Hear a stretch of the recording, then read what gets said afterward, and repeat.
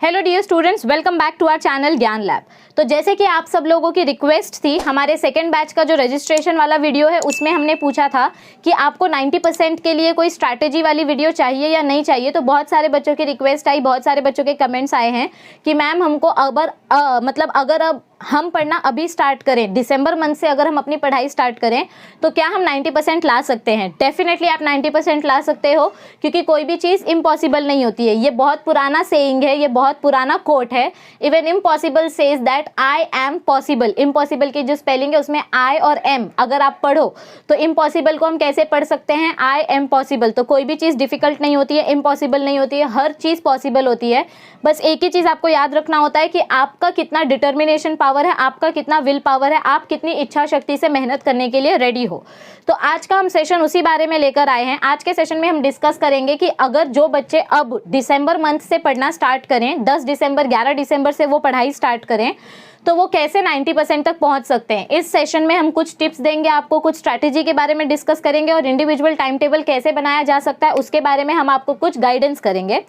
लेकिन उससे पहले मेरी आपसे रिक्वेस्ट है कि अगर आपने अब तक हमारी चैनल सब्सक्राइब नहीं की है तो चैनल को सब्सक्राइब कर लो और फ्रेंड्स के साथ शेयर कर लो। और एक चीज़, सेकंड सेशन जो है, मतलब सेकंड बैच जो है लाइव लेक्चर का, उनका बैच ऑलरेडी रेडी हो गया है। व्हाट्सएप ग्रुप हमने बना लिया है। तो अब तक अगर आपने हमारे ऑफलाइन मतलब जो लाइव लेक्चर्स होते हैं जूम के ऊपर, उसके लिए अगर आपने अब तक रजिस्ट्रेशन नहीं किया है तो प्लीज़ रजिस्टर कर लो। 12 दिसंबर लास्ट डेट है। 12 दिसंबर के बाद हम कोई भी रजिस्ट्रेशन एक्सेप्ट नहीं करेंगे।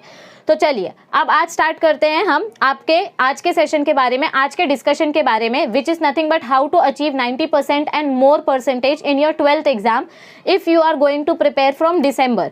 गवर्नमेंट ने जैसे कि हमको बोला है कि आपके बोर्ड एग्जाम्स जो हैं, महाराष्ट्र बोर्ड एग्जाम्स जो हैं वो मई में होंगे। बहुत सारे बच्चे हमको पूछ रहे थे कि मैम गवर्नमेंट बोल रही है कि 23 अप्रैल से एग्जाम स्टार्ट होने वाले हैं, अप्रैल मंथ में एग्जाम होंगे, मार्च मंथ में एग्जाम होंगे।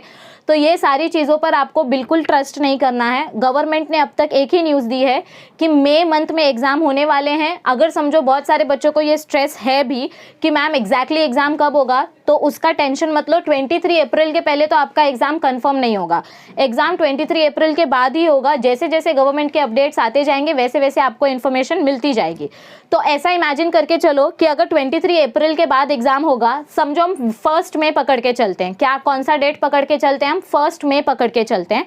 तो हमारे पास पूरा अप्रैल मंथ है। तो हमारे पास अब कितने महीने बचे हैं? जनवरी, फरवरी, मार्च, अप्रैल, 4 महीने हमारे हाथ में बचे हुए हैं और ये आधा दिसंबर। सो 4.5 मंथ्स हमारे पास हैं।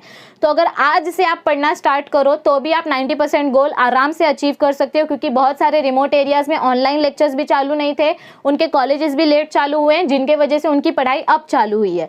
सो कोई स्ट्रेस लेने की बात नहीं है, कोई चिंता की बात नहीं है। किसी भी रीज़न की वजह से अगर आपने अब तक पढ़ना चालू नहीं किया था तो अब पढ़ना चालू करो, because you can still reach to your goal. अब आपको करना क्या है, कुछ स्टेप्स आपको फॉलो करने हैं। सबसे पहले आपका स्टेप क्या होना चाहिए? अपना टारगेट सेट करना। Set your target, set your goal. मतलब आपको क्या करना है, ये बहुत पुराना एंशिएंट टेक्निक है, ट्रेडिशनल टेक्निक है। आपको एक ड्राइंग पेपर लेना है या कोई भी एक फुलस्केप पेपर लेना है। उस फुलस्केप पेपर के ऊपर क्या करना है, आपको अपना टारगेट परसेंटेज लिखना है। मतलब अगर आपको 90% स्कोर करना है तो उसके ऊपर ब्लैक मार्कर से 90% लिखो। अगर आपको 100% स्कोर करना है तो अच्छे कलरफुल स्केच पेन से 100% लिखो। कोई भी परसेंटेज इम्पॉसिबल नहीं है, बस आपकी मेहनत उतनी होनी चाहिए। मालूम पड़ा आपको लाना 90% है पर आप मेहनत 50% की भी नहीं कर रहे हो, दिन भर सोते रहते हो, दिन भर घूमते रहते हो, दिन भर इंस्टा चलाते रहते हो और सपने बड़े बड़े हैं। तो ऐसा नहीं होगा। जितने बड़े सपने उतनी ज़्यादा मेहनत, उतने ज़्यादा सैक्रिफाइसेस। याद रखो ये चीज़, ओके। तो अगर मेहनत करनी है, परसेंटेज अच्छा लाना है, तो आपको बाकी डिस्ट्रैक्शंस दूर करने पड़ेंगे। तो सबसे पहले अपना टारगेट सेट करो, एक पेपर के ऊपर अपना परसेंटेज लिखो और उस पेपर को जहाँ पर बैठकर आप पढ़ाई करते हो, जहाँ पर आप सोते हो, जहाँ पर बैठते हो, घर पे कोई एक कोना जो आपका फेवरेट होता है, उस कोने वाली दीवार पे आप अपना वो पेपर चिपका दो। या सिंपल एग्जांपल दूंगी, सबके पास सेपरेट स्टडी टेबल नहीं होता है कि मैं इस टेबल पे बैठ के पढ़ाई करता हूँ। तो सबसे सिंपल सा चीज़ है, अपने घर के आईने पे जो मिरर होता है, घर में एक मिरर तो होता ही है, घर के मिरर के ऊपर अपना वो पेपर चिपका दो। आपके घर में आईना भी नहीं है तो सबके पास स्क्रीन टच फोन तो होगा ही होगा। अपने फ़ोन के ऊपर, अपने लैपटॉप का जो बैकग्राउंड होता है, जो वॉलपेपर होता है, लॉक स्क्रीन होता है, वहाँ पर अपनी फ़ोटो हटाकर इस टारगेट की फ़ोटो डाल दो। 95% इन HSC बोर्ड एग्जाम। हर जगह जहाँ जहाँ चीज़ आपके पॉसिबल है वहाँ वहाँ पर अपना ये टारगेट सेट करो। इससे क्या होगा, एक साइकोलॉजिकल मेंटालिटी तैयार होगी कि आपको इस टारगेट तक पहुँचना है। और जब ये चीज़ आपको बार बार दिखाई देगी तो आपको वो डिफ़िकल्ट नहीं लगेगी अचीव करने के लिए। आपको उससे मोटिवेशन मिलेगा। जब आप घर के मिरर पे ये पेज लगाओगे तो घर वाले भी आपको याद दिलाएंगे ये पेज सिर्फ शो शाइनिंग के लिए लगाया है या मेहनत करने के लिए लगाया है, तो घर वाले भी आपको याद दिलाते रहेंगे, आपको खुद को भी रिमाइंडर सेट होता रहेगा। एंड ट्रस्ट मी, अगर आप अपने फ़ोन का वॉलपेपर रखोगे ना तो आपको डेफिनेटली इससे हेल्प होगी, क्योंकि 10 बार दिन में हम अपना फ़ोन यूज़ करते हैं, तो फ़ोन का लॉक स्क्रीन और होम स्क्रीन दोनों अपना टारगेट सेट करके फ़ोटो लेकर अपना वॉलपेपर सेट कर लो, डेफिनेटली आपको इससे हेल्प होगी। तो पहला स्टेप हमने क्या बोला, हमको हमारा टारगेट सेट करना है। जब आप टारगेट सेट करोगे तो अपना परसेंटेज पेपर पे लगा के चिपका दो या फोटो लेकर वॉलपेपर स्क्रीन पे सेव कर लो। अब आगे बारी आती है गोल्स डिसाइड करने की, कि मतलब हमको इस परसेंटेज तक पहुंचने के लिए 90% तक पहुंचने के लिए क्या करना पड़ेगा। आपको आपके 2 गोल सेट करने पड़ेंगे, एक शॉर्ट टर्म गोल और एक long term goal. Short term goal मतलब जो आपको टेम्पररी करना है, मतलब आज क्या करना है, अभी के लिए फिलहाल 1-2 महीने के अंदर क्या चीज़ें करनी है, वो आपके शॉर्ट टर्म गोल में आएगा। और लॉन्ग टर्म गोल में जो लास्ट बोर्ड एग्जाम के 15 दिन पहले आप जो करोगे वो लॉन्ग टर्म गोल के अंदर आएगा। तो आपका शॉर्ट टर्म गोल क्या होगा, फिलहाल पढ़ाई करना, जितना हो सके उतना फिजिक्स के डेरिवेशंस, केमिस्ट्री के रिएक्शंस, मैथमेटिक्स के फॉर्मूला और सम और बायो के डायग्राम्स, इन चीज़ों को आपको प्रैक्टिस करना है। This is your short term goal till March. और लर्निंग आपको कंटिन्यूअस करती रहनी है। बहुत सारे बच्चे बोलते हैं कि मैम जब आप पढ़ाते हो, जब हम लेक्चर सुनते हैं तो हमको सब समझ में आता है लेकिन याद कुछ नहीं रहता है। तो ये स्टूपिड सी चीज़ है, ये नॉनसेंस की बात है। याद कुछ नहीं रहता है इसका मतलब आप पढ़ाई उतना नहीं कर रहे हो, आप लर्निंग उतना नहीं कर रहे हो। लेक्चर सुन के तो सबको समझ में आता है, लेकिन लेक्चर सुनने के बाद 4 बार वो चीज़ रीडिंग करनी होती है। रीडिंग का कुछ महत्व है, उसका कुछ इंपॉर्टेंस है, इसीलिए पहले के टाइम पे लोग हमको बोलते थे रीड करो रीड करो। आपको इंस्टा और फेसबुक का मीम पेज रीड करने के लिए मजा आता है, लेकिन टेक्स्ट बुक का पैराग्राफ रीड करने के लिए बोला तो नींद आने लग जाती है। तो ये आलसपन है, ये प्रॉब्लम नहीं है, this is the laziness. Okay, so आपको प्रैक्टिस करने हैं physics derivation, chemistry reactions, maths formula, bio diagrams, और साथ ही साथ आपको लर्निंग कंटिन्यूअस करती रहनी है। तो ये आपका शॉर्ट टर्म गोल होगा। और लॉन्ग टर्म गोल में आपका टेक्स्ट बुक, मतलब आपको इतनी ज़्यादा रीडिंग करनी है कि मार्च एंडिंग अप्रैल स्टार्टिंग तक आते आते आपका पूरा टेक्स्ट बुक, हर चारों सब्जेक्ट का पूरा टेक्स्ट बुक 4 बार उसका थियोरी रीड करके हो जाना चाहिए। मतलब आपको लिटरली सपने से भी कोई उठाए तो आपको याद रहना चाहिए कि HIV का जो डायग्राम है, structure of HIV virus is given on this page number. Chemistry का ये वाला रिएक्शन इस पेज के लेफ्ट हैंड साइड पे है। फिजिक्स का ये वाला डेरिवेशन, पैरेलल एक्सिस थ्योरम, इस पेज के राइट कॉर्नर पे है। इतना आपके दिमाग में फोटोग्राफिक इमेज सेट हो जाना चाहिए, फोटोग्राफिक मेमोरी सेव हो जानी चाहिए।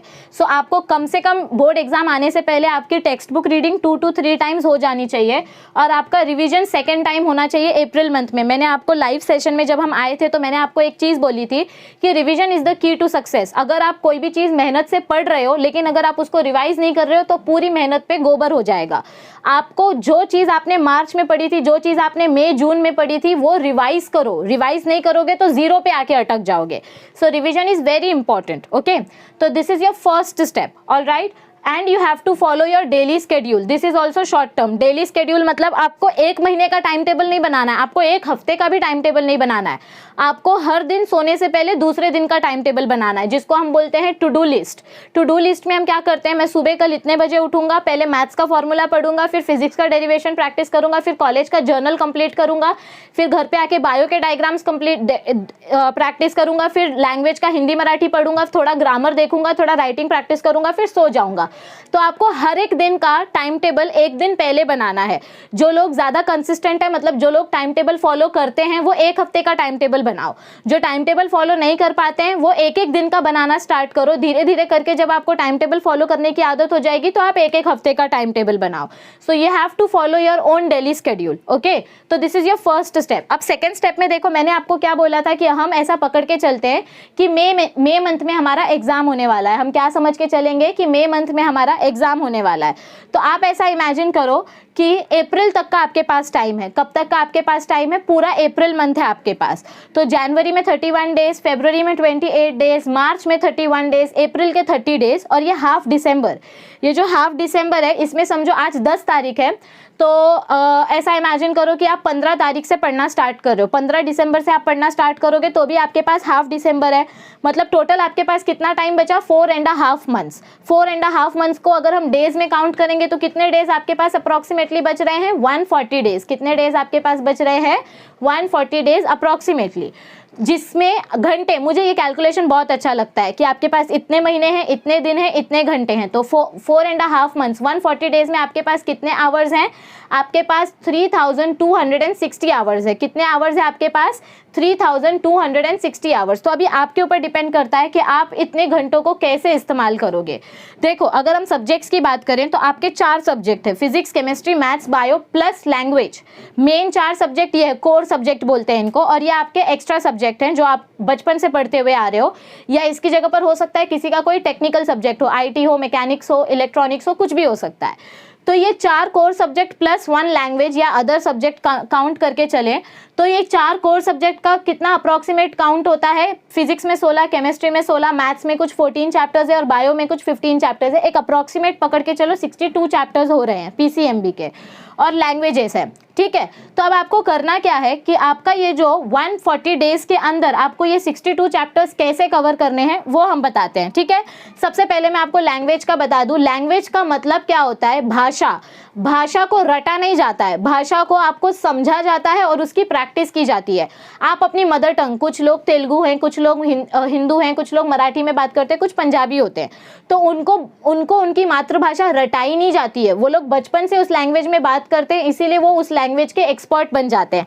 तो आपको भी अपने लैंग्वेज एग्जाम की, मतलब जो लैंग्वेज सब्जेक्ट है, हिंदी, मराठी, इंग्लिश, ये जो लैंग्वेज सब्जेक्ट है, इसकी आपको daily half an hour practice करनी है, ताकि आपको ये चीज़ यूज टू हो जाए और आपको एग्जाम के टाइम पे इसको रटना ना पड़े, क्योंकि लैंग्वेज कभी भी रटी नहीं जा सकती है। ये दिमाग में सेट कर लो, लैंग्वेज सिर्फ प्रैक्टिस करके ही आएगी, रट कर कभी नहीं आएगी। समझ में आई आपको बात? बहुत सारे लोग जो वर्नैक्युलर मीडियम के हैं, जो मराठी हिंदी मीडियम के हैं, उर्दू मीडियम के हैं, उनको इंग्लिश में बहुत प्रॉब्लम होती है। तो मेरा एक ही सजेशन है, बच्चा लोग टेक्स्ट बुक रीड करना चालू करो और जितना हो सके उतना आईने में देखकर खुद से बात करना चालू करो। बेसिक स्किल्स आपकी इंप्रूव होंगी।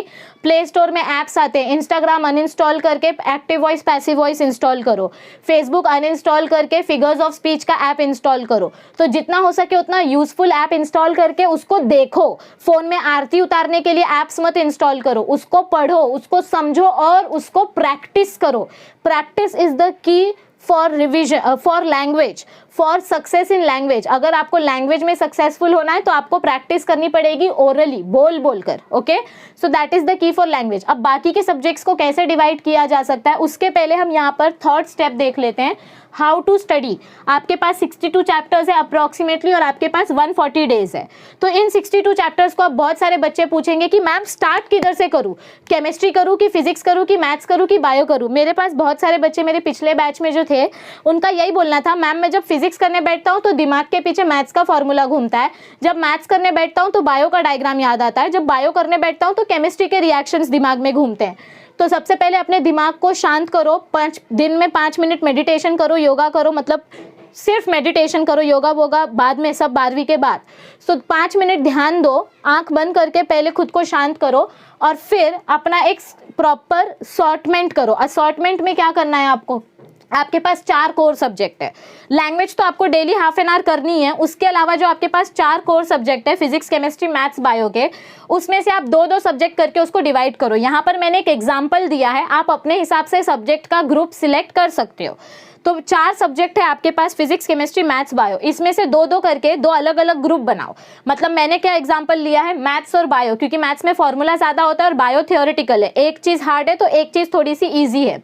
और दूसरा ग्रुप कौन सा बनाया है मैंने? फिजिक्स और केमिस्ट्री का। फिजिक्स में डेरिवेशन ज़्यादा है, केमिस्ट्री में रिएक्शन ज़्यादा है, तो ये भी थोड़ा अलग कॉन्सेप्ट है, इसलिए मैंने इनको साथ में रखा है। आपको जैसा कॉम्बिनेशन जमेगा आप अपने हिसाब से वैसा कॉम्बिनेशन बनाओ। तो आपने 4 सब्जेक्ट को 2 अलग अलग ग्रुप में डिवाइड किया, मैंने यहाँ पर 2 सब्जेक्ट सिलेक्ट किए, यहाँ पे 2 सब्जेक्ट सिलेक्ट किए। अब आपको क्या करना है, इन 2 सब्जेक्ट्स में से जितने भी हाई वेटेज वाले चैप्टर्स हैं, मतलब फर्स्ट ग्रुप में से हाई वेटेज वाले चैप्टर्स सिलेक्ट करो और दूसरे ग्रुप में से लो वेटेज वाले चैप्टर्स सिलेक्ट करो। मतलब मैथ्स और बायो के हाई वेटेज चैप्टर्स और फिजिक्स और केमिस्ट्री के लो वेटेज चैप्टर्स। 2 सब्जेक्ट के हाई वेटेज चैप्टर्स निकालो, 2 सब्जेक्ट के लो वेटेज चैप्टर्स निकालो। उसमें से जितना आपको पढ़ा दिया गया है वो अच्छे से साइड में लिख कर, मतलब साइड में टिक मार्क करके उसके आंसर्स वगैरह टिक करके वो पढ़ना स्टार्ट करो।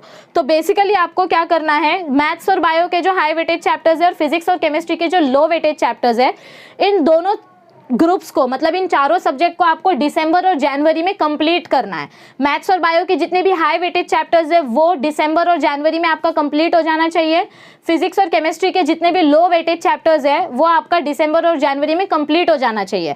अब आप बोलोगे मैम बायो के वीडियोस तो आपने दिए नहीं हैं हाई वेटेज वाले, तो इसीलिए मैं बोल रही हूँ कि जो दिए हैं वो देखो, वो कंप्लीट करो, जो नहीं दिया है वो बाद में देंगे। हम अपना बेस्ट ट्राई कर रहे हैं आपको फिजिक्स और बायो की जितने हो सके उतने वीडियोस प्रोवाइड करने की। अगर आप पहली बार ये वीडियो देख रहे हो तो प्लीज हमारा प्लेलिस्ट सेक्शन चेक करो, वहां पर हमने बहुत सारे चैप्टर्स की वीडियो ऑलरेडी अपलोड की है। तो जो आया नहीं है वो टेंशन मत लो, वो आएगा, लेकिन जो हो गया है वो अच्छे से पढ़ के खत्म करो। तो ये दो ग्रुप का आप जो भी कॉम्बिनेशन सिलेक्ट करोगे सब्जेक्ट का, वो दो सब्जेक्ट का हाई वेटेज चैप्टर्स और बाकी के दो सब्जेक्ट का लो वेटेज चैप्टर्स 2 महीने में आपको कंप्लीट करना है। 2 महीने मतलब 1.5 मंथ में, जनवरी और हाफ दिसंबर में। और फिर सीक्वेंस उल्टा कर दो, पहले आपने जिन 2 सब्जेक्ट्स के हाई वेटेज चैप्टर्स लिए थे अब उन 2 सब्जेक्ट के आप लो वेटेज चैप्टर्स ले लो। पहले हमने मैथ्स और बायो का हाई वेटेज चैप्टर्स लिया, अब हम फरवरी और मार्च में मैथ्स और बायो का बचा हुआ लो वेटेज चैप्टर्स करेंगे। और पहले हमने फिजिक्स और केमिस्ट्री का लो वेटेज चैप्टर्स लिया था, तो अब हम फिजिक्स और केमिस्ट्री का हाई वेटेज चैप्टर्स करेंगे ये 2 महीने में, फरवरी और मार्च में। तो इस तरीके से आपके चारों सब्जेक्ट के हाई वेटेज चैप्टर्स भी अचीव हो जाएंगे, लो वेटेज चैप्टर्स भी सक्सेसफुली आप कंप्लीट कर लोगे।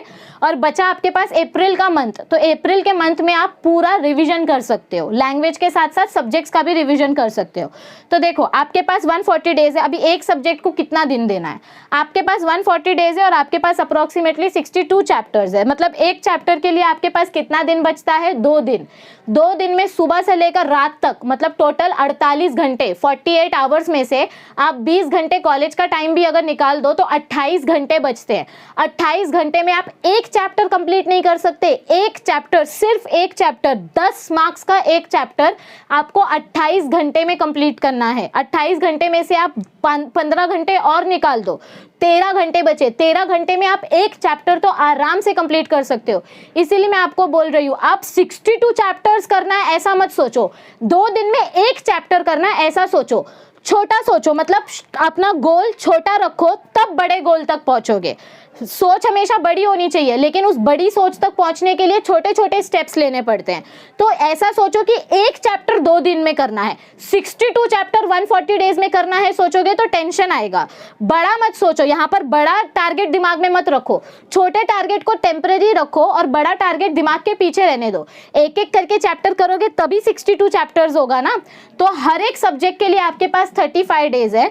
इन 35 डेज के हिसाब से आपके पास एक चैप्टर कंप्लीट करने के लिए आपको 2 दिन मिलते हैं, और जो बाकी के 1-2 दिन एक्स्ट्रा बच जाएंगे उस महीने में, तो उसमें पूरा रिवीजन करो। तो इसी तरीके से फिजिक्स, केमिस्ट्री, मैथ्स, बायो चारों के लिए आपके पास 35 डेज है। अगर एग्जाम अप्रैल में हुई तो जितना एग्जाम आगे जाएगा उतना आपके पास टाइम बढ़ते जाएगा, उतना आपका ये परसेंटेज का टारगेट ऊपर बढ़ना चाहिए। तो आपके पास 35 डेज है, 35 डेज में आप 2 दिन में एक चैप्टर कंप्लीट करोगे तो आपका एक एक करके सारा सब्जेक्ट कंप्लीट हो जाएगा, कोई टेंशन नहीं होगी। और जरूरी नहीं है कि आप 1 महीना सिर्फ फिजिक्स लेके बैठो या 1 महीना सिर्फ बायो लेके बैठो, रोज थोड़ा थोड़ा हर एक दिन सब्जेक्ट चेंज करो तो आपका अटेंशन भी बढ़ा रहेगा। यहां तक समझ में आया? यहां तक पक्का समझ में आया? अब आगे बात करते हैं। ऑल राइट, तो अब आपको पढ़ना कैसे है, मतलब कौन से सब्जेक्ट को कितना टाइम देना है। तो अब आपका नेक्स्ट टारगेट क्या होना चाहिए, अपना डेली स्केड्यूल बनाना, इंडिविजुअल डेली स्केड्यूल बनाना। देखो मैं इसमें आपको ये नहीं बताऊंगी कितने बजे उठना है, कितने बजे सोना है, कितने बजे कॉलेज जाना है, कितने बजे फ़ोन यूज़ करना है। मैं कितना भी टाइम टेबल बना के दे दूँ, आप जब तक खुद का टाइम टेबल खुद नहीं बनाओगे, क्योंकि हर एक का अवेलेबिलिटी अलग होता है, हर एक की रिस्पॉन्सिबिलिटीज़ अलग अलग होती हैं। तो आपको सिर्फ दिन में मेरे लिए 6 घंटे निकालने हैं। कितने घंटे निकालने हैं? 6 घंटे, मेरे लिए नहीं, खुद के लिए। कैसे? देखो आपके पास आपको 4 सब्जेक्ट कवर करने हैं, फिजिक्स, केमिस्ट्री, मैथ्स, बायो। तो फिजिक्स, केमिस्ट्री, मैथ्स के लिए आपको डेली क्या करना है, डेली मतलब आपको किन चीज़ों पर फोकस करना है इन 3 सब्जेक्ट के लिए। फिजिक्स के डेरिवेशंस आपको अच्छी तरीके से प्रैक्टिस करने हैं।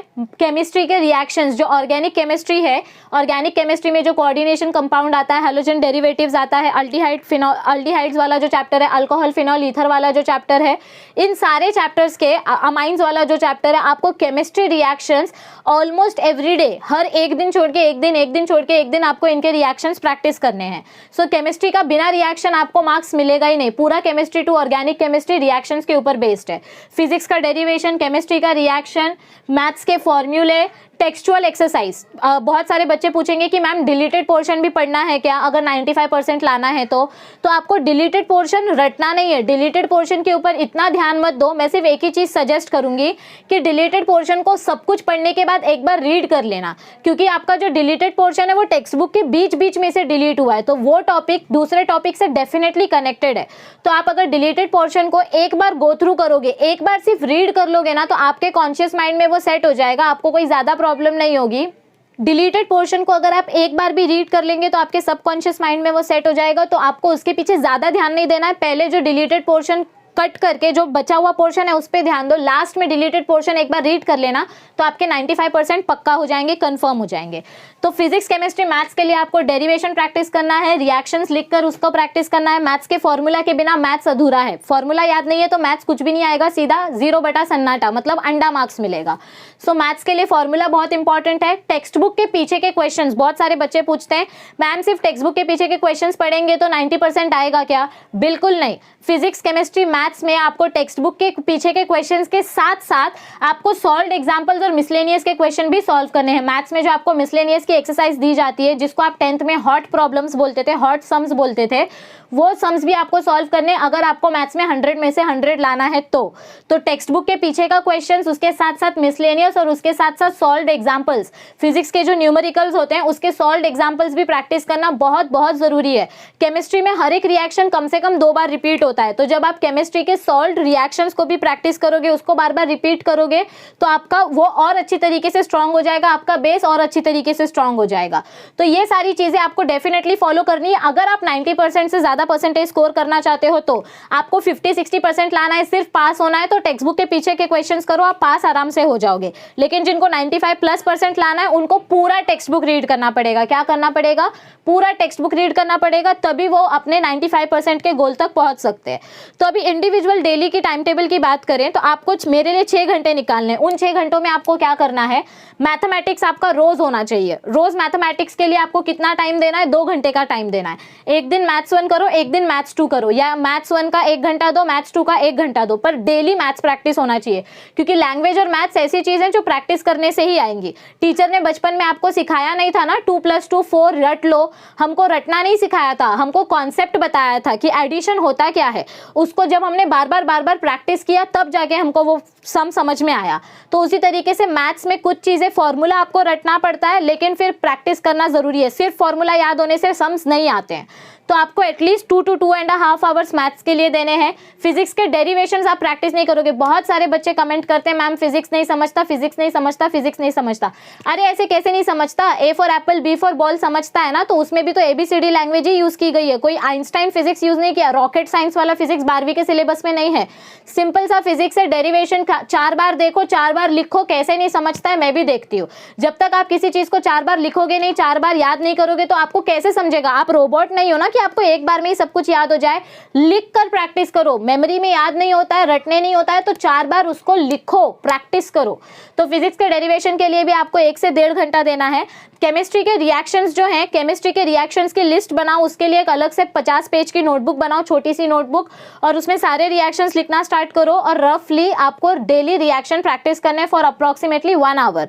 फिजिक्स 1 में, केमिस्ट्री 1 में जो ग्राफ है, केमिकल काइनेटिक्स चैप्टर, थर्मोडायनेमिक्स वाले जो चैप्टर हैं, फिजिक्स 1 में जो रेडॉक्स रिएक्शन जैसे चैप्टर, उनके ग्राफ्स आपको प्रैक्टिस करने हैं। और केमिस्ट्री 2 में जो ऑर्गेनिक केमिस्ट्री है, जिनमें से 4 इंपॉर्टेंट चैप्टर है, halogen derivatives, alcohol, phenol, ether, aldehydes and amines, ये 4 पूरा ऑर्गेनिक केमिस्ट्री इसमें ही आ जाएगा। अगर ये 4 चैप्टर भी आपने अच्छे से कर लिए ना, तो आपका केमिस्ट्री 2 का पूरा मार्क्स समझो आपके जेब में है। तो ये चारों चैप्टर्स लेकिन आपको इतने अच्छे तरीके से याद होने चाहिए कि कोई आपको नींद में से उठा के बोले तो भी आपको रिएक्शन याद रहे। तो केमिस्ट्री को आपको डेली 1 and 1.5 आवर देना है। और बायो का जो, और लैंग्वेज का जो सब्जेक्ट है, बायो कंपैरेटिवली थोड़ा इजी है, और अगर आप हमारे चैनल के वीडियोस देखोगे तो मैं गारंटी के साथ बोलती हूँ कि आपको कोई भी टॉपिक डिफिकल्ट लगेगा ही नहीं। एक बार देख के आपको याद हो जाएगा, सिर्फ रीडिंग करना बचेगा। तो ज्ञान लैब चैनल के वीडियोस देखो अगर आपको बायो का बेस्ट चाहिए। तो बायो के वीडियोस और लैंग्वेजेस जो हैं, आप एक दिन बायो करो, एक दिन लैंग्वेज रीड करो, एक दिन बायो करो, एक दिन ग्रामर प्रैक्टिस करो, एक दिन बायो करो, एक दिन रैपिड राइटिंग प्रैक्टिस करो, एक दिन राइटिंग स्किल्स प्रैक्टिस करो। तो बायो और लैंग्वेज को अल्टरनेट डे पे आप प्रैक्टिस कर सकते हो। उसको अप्रॉक्सीमेटली 1 to 1.5 आवर्स अगर दोगे तो टोटल दिन भर में आपका 6 घंटा चाहिए, 6 से 6.5 घंटे। 24 घंटे होते हैं आपके पास दिन में, 8 घंटा सोने के लिए निकाल दो तो 16 घंटे बचे। 16 घंटे में से अगर आप 8 घंटे कॉलेज आते जाते हो, टाइम पास करते हो, तो भी आपके पास बाकी का 8 घंटा बचता है। उस 8 घंटे में से भी मैं आपसे सिर्फ 6 घंटे मांग रही हूँ। अगर ये 6 घंटे आपने आज मुझे दे दिए, 4 महीने के लिए अगर आपने कंटिन्यू डेली 6 घंटे का टारगेट बनाया, ये टारगेट सिर्फ बढ़ते रहना चाहिए, कम नहीं होना चाहिए। अप्रैल महीने तक आपको कंटिन्यू 6-7 जितना हो सके उतना टारगेट बढ़ाना है। मैं आपको गारंटी देती हूँ, आपका 95+% नहीं आया तो मेरा नाम आप बदल सकते हैं, क्योंकि जब तक आप ये टारगेट फॉलो करेंगे तब तक आपका प्रिपरेशन अच्छा होता रहेगा। अगर आपने एक दिन भी लापरवाही कर दी तो आपका टारगेट हिल जाएगा, आपका परसेंटेज ड्रॉप डाउन हो जाएगा, because the target requires dedication. इस चीज़ को अचीव करने के लिए डेडिकेशन चाहिए। ये खाने का काम नहीं है, ये खाऊ नहीं है, it requires a lot of effort. अब लास्ट में वीडियो के एंड में मैं आपको एक शॉर्ट छोटा सा इंपॉर्टेंट टिप्पणी देना चाहूँगी कि जो बच्चों के पास टाइम है, जो पहले से प्रिपेयर कर रहे हैं या जो अभी भी प्रिपेयर करना स्टार्ट कर रहे हैं, तो आपको छोटी सी एक नोटबुक बनानी है। मतलब 100 पेज की या 200 पेज की, जैसे सेपरेट बनाना है तो सेपरेट बनाओ, एक में ही लिखना है तो एक में लिखो। उस नोटबुक में लिखना क्या है, आपको मैथ्स का स्टार्टिंग से, मैथ्स 2 का डेरिवेटिव चैप्टर फर्स्ट है, फिर सेकंड एप्लीकेशन ऑफ डेरिवेटिव्स, फिर इंटीग्रेशन, ऐसे मैथ्स 2 के जितने भी फॉर्मूला हैं हर एक चैप्टर के, सारे फॉर्मूला को लाइन से लिख दो। चैप्टर वाइज सारे फॉर्मूला लिखो, फिर मैथ्स 1 के फॉर्मूला लिखो, फिर उसमें ही सेक्शन बना के फिजिक्स के सारे फॉर्मूला लिख दो, और फिर लास्ट में केमिस्ट्री के लिए आप या तो इंडिविजुअल, जो मैंने 4 चैप्टर बोले, halogen derivatives, alcohol, phenol, ether, aldehyde, ketone and amines, in 4 chapter के रिएक्शंस का आप चार्ट बनाओ। एक कार्डबोर्ड लो, इसमें हैलोजन डेरिवेटिव्स का पूरा रिएक्शंस लिखो, इसके फिजिकल प्रॉपर्टीज, इसके केमिकल प्रॉपर्टीज, इसका प्रिपरेशन कैसे होता है, from alcohol, from alkane, from alkyne, इसका प्रिपरेशन, फिर इसके यूजेस, इसके इकोनॉमिक यूजेस, ये सारी चीज़ों का 4 चार्ट बनाओ। एक हैलोजन डेरिवेटिव्स के लिए, एक अल्कोहल फिनॉल के लिए, एक अल्डिहाइड कीटोन के लिए और एक अमाइंस के लिए। तो 4 चार्ट आप अपने नज़रों के सामने रोज एक बार भी देखोगे ना, डेफिनेटली एग्जाम में अगर आपको ये क्वेश्चन आया तो आप आराम से वो केमिस्ट्री का क्वेश्चन सॉल्व कर पाओगे। या जिनको चार्ट नहीं बनाना है, वो नोटबुक में ऐसे नोटबुक को उल्टा पकड़ो, हॉरिजॉन्टली पकड़ो और दोनों पेज को साथ में रख के एक चैप्टर का चार्ट बनाओ। तो इस तरीके से आप रिएक्शंस को लिख कर रखो कि फ्रीडल-क्राफ्ट रिएक्शन क्या होता है, वर्ड्स रिएक्शन क्या होता है, सैंडमेयर्स रिएक्शन क्या होता है, ऐसे रिएक्शंस का लिस्ट बना के रखो, ताकि सोने से पहले जैसे इंस्टाग्राम स्क्रॉल करते हैं वैसे रिएक्शन स्क्रॉल करते करते सोओगे तो डेफिनेटली नींद भी अच्छी आएगी और चीज़ें भी याद रहेंगी। सो इस तरीके से ये आपके लिए एक शॉर्टकट हिंट था। ऐसा अगर आप प्रिपरेशन करने के लिए अपना इंपॉर्टेंट नोट्स बना के रखोगे तो डेफिनेटली आप बोर्ड एग्जाम्स के पहले आराम से रिवीजन कर पाओगे और आपके मार्क्स भी फॉर श्योर अश्योर्ड हो जाएंगे। एकदम गारंटी हो जाएगी कि आप 95+% स्कोर कर सकते हैं। तो ये मेरे हिसाब से, मैंने अपने हिसाब से जो मुझे सही लगा, मैंने वो टाइम टेबल बनाया और मैं गारंटी दे रही हूँ अगर आप ये टाइम टेबल फॉलो करते हैं ना तो डेफिनेटली 95 नहीं तो 90% तो आप डेफिनेटली पहुँच जाओगे। लेकिन आपको ये 6 घंटे का टारगेट रोज़ के रोज़ फॉलो करना है। वीडियो अच्छी लगी है तो लाइक बटन पर क्लिक कर दो। अब तक अगर आपने सेकंड बैच लाइव लेक्चर के लिए एनरोल नहीं किया है तो प्लीज़ डिस्क्रिप्शन चेक करो, हमने यहाँ पर रजिस्ट्रेशन वाली वीडियो की लिंक दी है डिस्क्रिप्शन में, तो मेक श्योर कि आप वो वीडियो देखो। व्हाट्सएप नंबर हमने दिया है उस वीडियो में, हमें मैसेज करो और अपने आप को जल्दी से जल्दी एनरोल करो। 12 दिसंबर लास्ट डेट है, उसके बाद हम कोई रजिस्ट्रेशन एक्सेप्ट नहीं करेंगे। सेकंड बैच 15 दिसंबर से स्टार्ट हो रहा है। तो बने रहो ज्ञान लैब चैनल के साथ, हम और भी बहुत सारे नए नए चैप्टर्स लाने वाले हैं, नई नई वीडियोस लाने वाले हैं। आपका सपोर्ट हमें मिलता रहे इसी तरीके से। We are very grateful to you.